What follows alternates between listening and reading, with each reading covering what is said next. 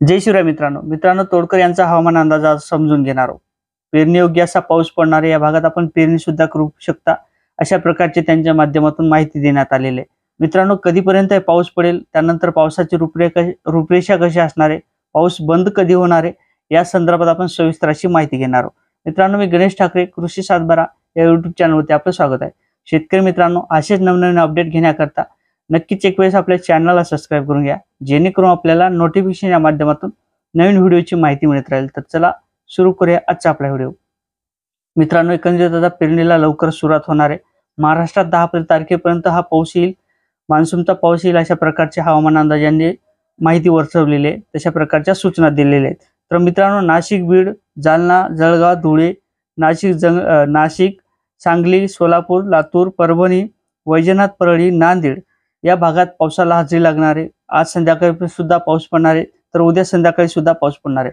मित्रांनो, या भागात जर मोठ्या प्रमाणात असा पाऊस पडणार आहे, आपल्या जमिनीच्या पोटात पाऊस न मावणारा इतका पाऊस पडणार आहे। त्यानंतर हा पाऊस जर मोठ्या प्रमाणात जर पडला तर आपण या भागातनी पेरणी करू शकता। मात्र इतर भागात काही ठिकाणी पाऊस पडेल, तर काही ठिकाणी पाऊस पडणार नाही।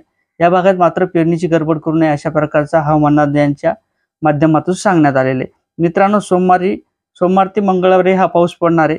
त्यानंतर पश्चिम महाराष्ट्र या भागात सुद्धा पाऊस पडणार आहे।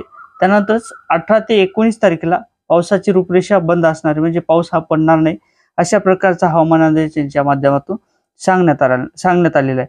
मित्रांनो, जालना, पश्चिम महाराष्ट्र या भागात सुद्धा पाऊस पडणार आहे। काही ठिकाणी तुरळक ठिकाणी हा पाऊस पडेल, तर काही ठिकाणी मुसळधार असा पाऊस पडणार आहे। त्यानंतर छत्रपती संभाजीनगर, जालना, अहिल्यादेवी होळकर, बीड या भागात सुद्धा उद्याला पावसाला हजेरी लागणार आहे। जळगाव, नंदुरबार या भागात सुद्धा उद्या पाऊस पडणार आहे। या भागात मात्र शेतकऱ्यांनी पेरणी करू नये अशा प्रकारच्या सूचना हवामान अंदाज यांच्या माध्यमातून देण्यात आलेल्या आहे। त्यानंतर तोडकर साहेबांच्या माध्यमातून मी सांगितल्याप्रमाणे नगर, बीड, जालना, जळगाव, धुळे, नाशिक, सांगली, सोलापूर, लातूर, परभणी, वैजनाथ, परळी, नांदेड या भागात पावसाला हजेरी लागणार आहे। या ठिकाणच्या शेतकऱ्यांना पेरणी करता कोणत्याच प्रकारची अडचण नाही। या शेतकऱ्यांनी पुष्कळ असा पाऊस पडल्यानंतर या भागात पेरणीला सुरुवात करू शकता। पेरणीचा असा योग्य असा पाऊस पडणार आहे। मित्रांनो, अशा प्रकारचं हे हवामान अंदाज यांच्या माध्यमातून अपडेट दिलेले आणि ते मी सांगण्याचा प्रयत्न केलेला आहे। मित्रांनो, हवामान अंदाज यांच्या माध्यमातून नेहमीच आपल्याला अपडेट देत राहील, परंतु नक्कीच एक वेळ चॅनलला सबस्क्राइब करा। जय शिवराय।